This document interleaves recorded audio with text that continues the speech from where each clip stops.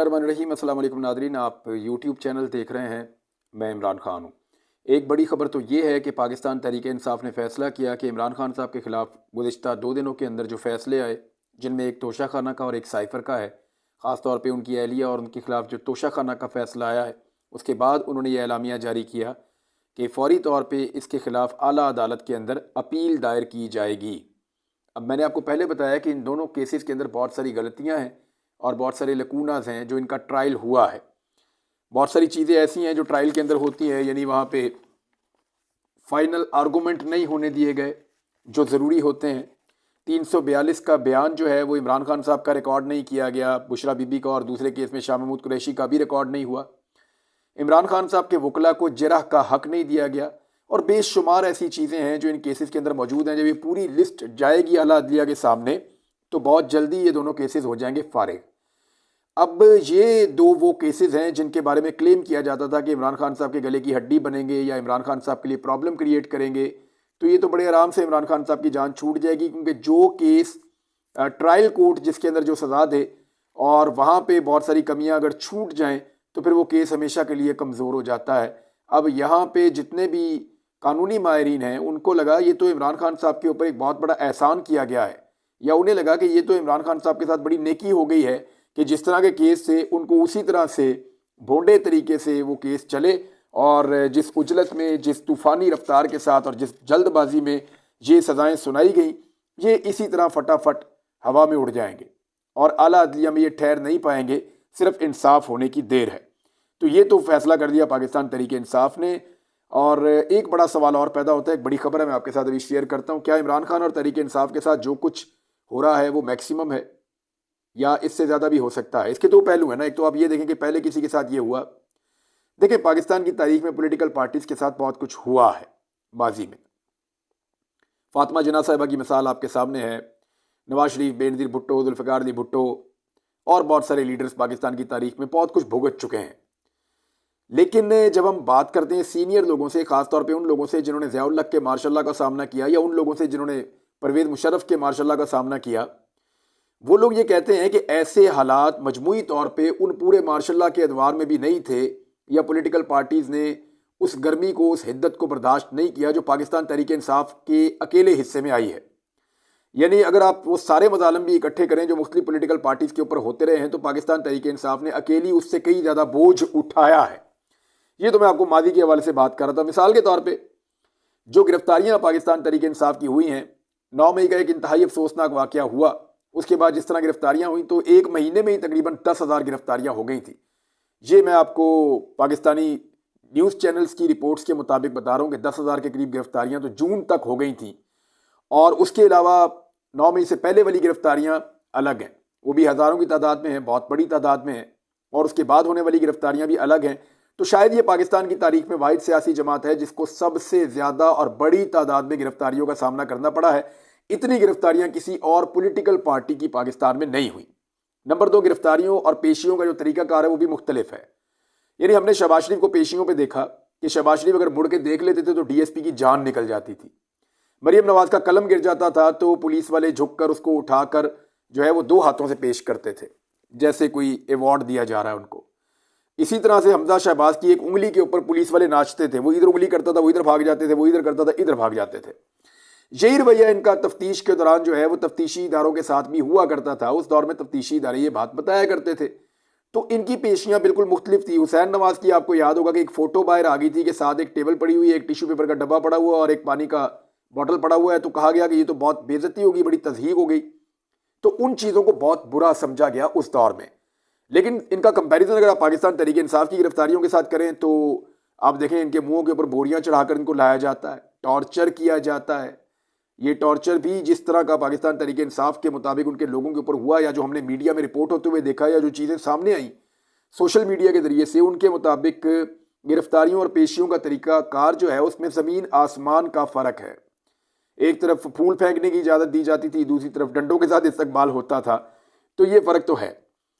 फिर गिरफ्तारियां डाले बगैर भी लोग हिरासत में रहे हैं।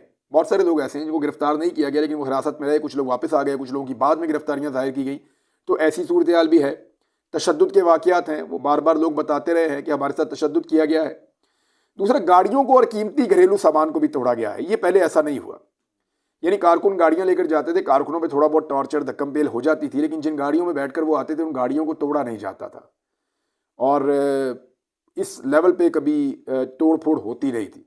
लेकिन हमने यहाँ देखा कि सादा कपड़ों में लोग हों या पुलिस वाले हों, वो गाड़ियों के ऊपर हमलावर हो जाते हैं, गाड़ियों को तोड़ते हैं।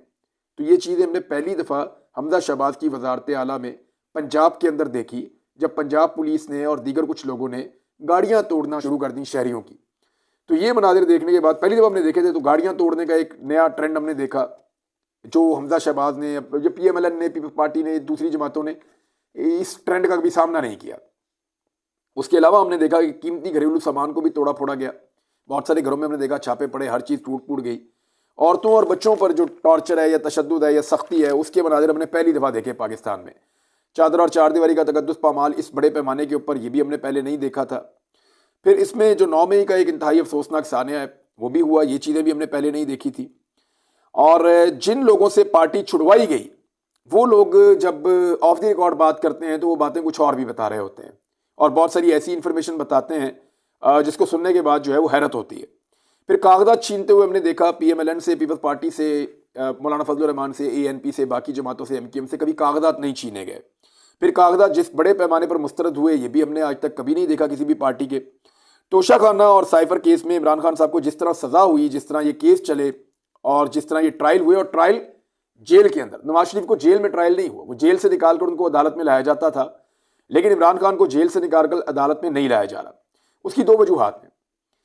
एक तो ये ज़्यादा सख्ती है, नवाज शरीफ ने इस सख्ती का सामना नहीं किया। इमरान खान के लिए कानून का शिकंजा और इमरान खान के लिए निज़ाम की सख्ती वो ज़्यादा है as compare to Nawaz Sharif. दूसरा, नवाज शरीफ साहब की मकबूलियत उतनी नहीं थी। अगर वो अदालत आते थे 100, 200, 300 आदमी या कहीं से अगर वो लोगों को बुला लेते थे तो थोड़े बहुत लोग आके फूल शूल फेंक के या दूर से नारे लगा के भाग जाते थे। इमरान खान के मामले में ये रिस्क इसलिए नहीं लिया जाता कि अगर इमरान खान को अदालत में लाने का अनाउंस किया गया तो शहरों के शहर बाहर आ जाते हैं, और अगर इतनी बड़ी तादाद में लोग बाहर आ जाते हैं तो अमन व अमान का मसला बन जाता है।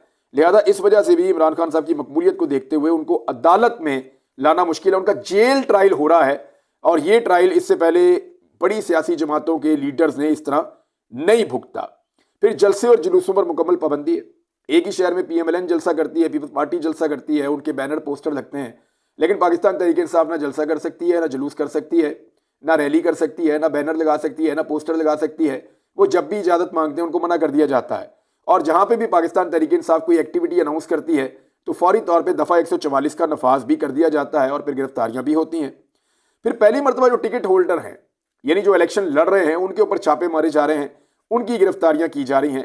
ये भी एक नई चीज़ है। आज तक पाकिस्तान तहरीक इंसाफ और पीपल्स पार्टी और PMLN जो हैं, इन जमातों के इंतखाबी निशान इनके पास रहे हैं, यानी इनके पास एक इंतखाबी निशान मौजूद रहा जिसके ऊपर इन्होंने हमेशा इलेक्शन लड़ा है। लेकिन इस मरतबा इंतखाबी निशान भी इमरान खान साहब की पार्टी से लिया गया। मुकदमे जो हैं वो जो भी बने आज तक सियासी लीडरान पे, वो उन्हीं चीज़ों के बने जो उन्होंने की थी।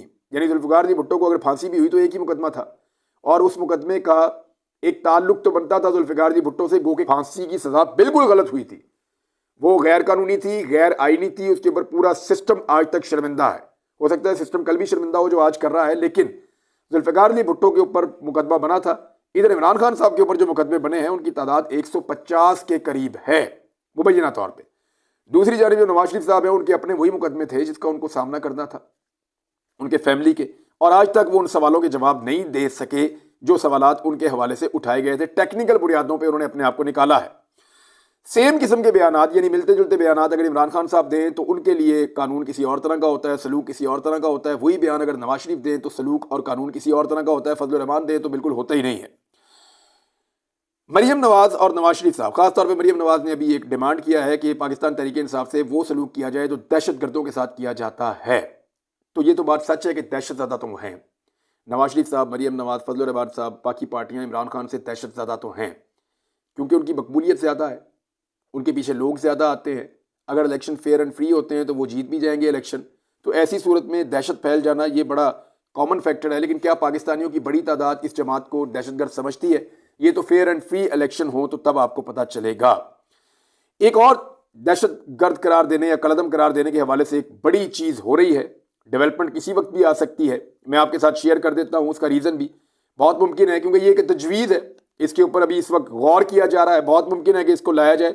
लेकिन अडयाला के अंदर एक नया ट्रायल शुरू किया जाएगा और जो ट्रायल शुरू किया जाएगा वो होगा 9 मई के हवाले से, और उसमें बहुत बड़ी तादाद में जो है वो पाकिस्तान तहरीक इंसाफ के जो मुल्जिमान हैं, 367 मुल्जिमान को तलब किया गया अडयाला जेल में, और वहाँ पे सिक्योरिटी को बहुत टाइट कर दिया गया है।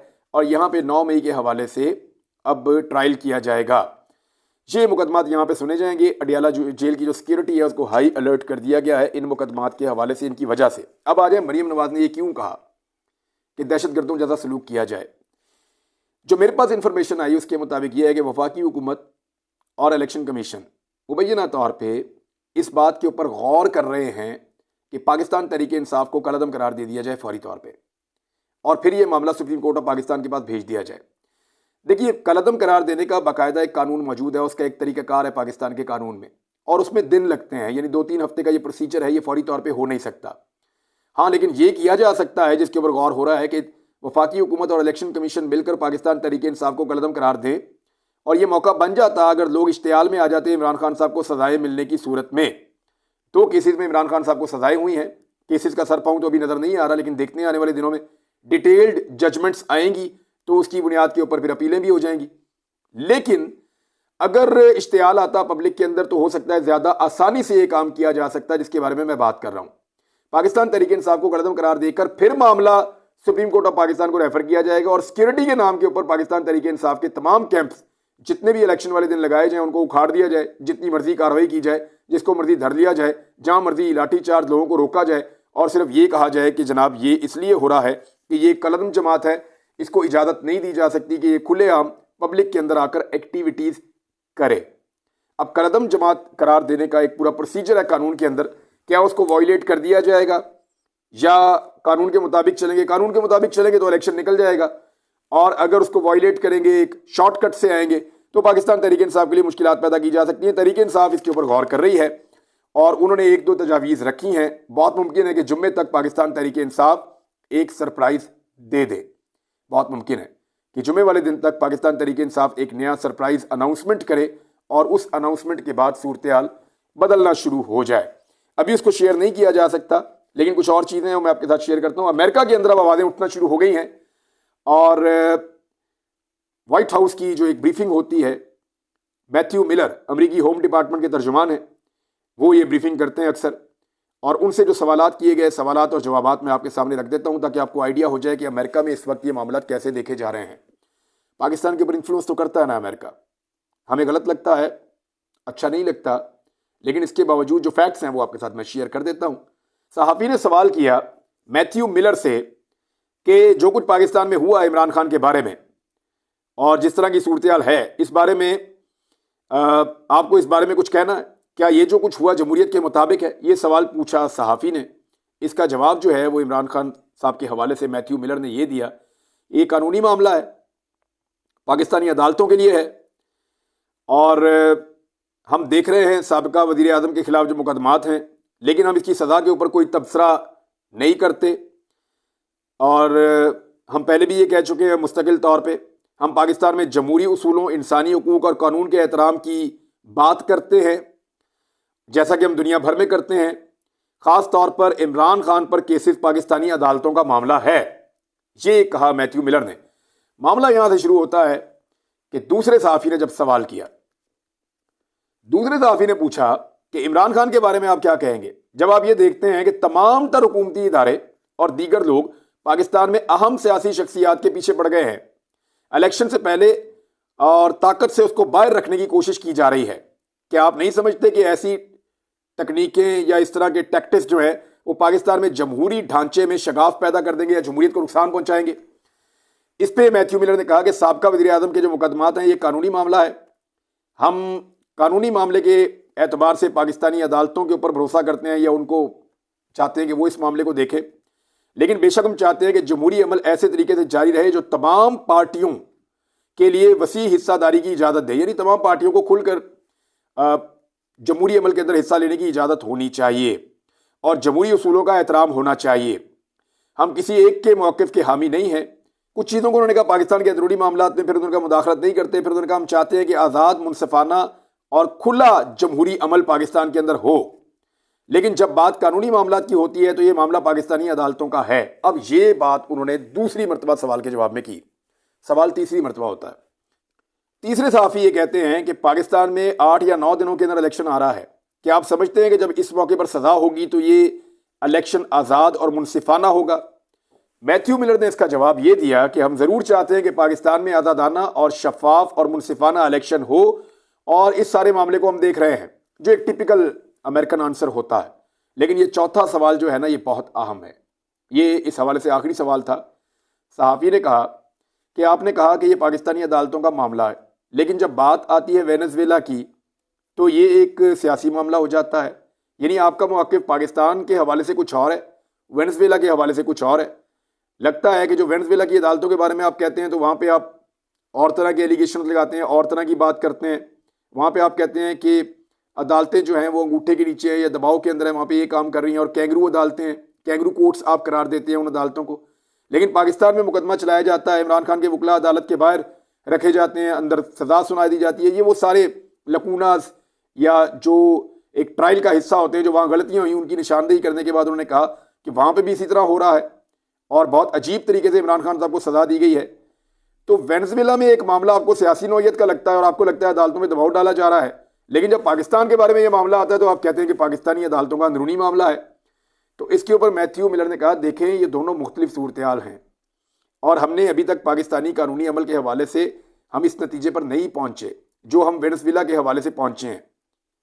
वेनेजुएला की हम पूरी तारीख को देख रहे हैं और वहाँ पर जमहूरियत तोड़ने में मसरूफ़ है पूरा अमल जो है, तो उसको हम और तरह देखते हैं। अमेरिका को यकीन है कि पाकिस्तान में अदलिया आज़ाद है और ये हमने इस खास केस के हवाले से अंदाज़ा नहीं बनाया है। हमें लगता है कि पाकिस्तान में अदलिया आज़ाद है। बहरहाल ये अमेरिकन मौक़िफ़ है जिससे आपको ये समझ आती है कि अमेरिका के अंदर सवालात उठना शुरू हो गए हैं, जवाब मांगे जा रहे हैं, और अमेरिकन स्टेट डिपार्टमेंट की जानिब से या अमेरिकन होम डिपार्टमेंट की जानिब से जो जवाब दिए गए हैं वो जवाब वहाँ मौजूद सहाफ़ियों के लिए तसल्ली बख्श नहीं थे। तो नाज़रीन, ये है अमेरिका से खबर आ रही है। बहुत सारी और खबरें हैं, वो आपके साथ मैं बाद में शेयर करूंगा। मुझे आपको इकोनॉमी के बारे में कुछ बातें बतानी है, कुछ और चीज़ों के बारे में आपको रिपोर्ट करना है, कुछ लीगल केसेस हैं उनके बारे में आपको रिपोर्ट करना है। लेकिन इस सारे अमल के अंदर जहां इमरान खान साहब को जेल में रखा गया, जहां इमरान खान साहब को सज़ा दी गई, जहां उनकी पार्टी को तोड़ा गया, जहां उनसे इंतखाबी निशान लिया गया, खराबी पता कहाँ पैदा होती है? जहां नवाज शरीफ डिलीवर नहीं कर पाते। नवाज शरीफ साहब जिन वादों के साथ पाकिस्तान तशरीफ़ लाए थे और उन्होंने जो दावे किए थे बहुत बड़े बड़े, उनमें से एक को भी वो पूरा करने में नाकाम रहे हैं। नवाज शरीफ साहब से कहाँ गलतियाँ हुई और वो कौन सी चीज़ें पूरी नहीं कर पाए और इस वक्त सिचुएशन क्या है, इस पर आपको एक और वीलॉग में बताऊंगा। अब तक के लिए इतने ही। अपना ख्याल रखिएगा, अपने चैनल का भी। अल्लाह हाफ़िज़।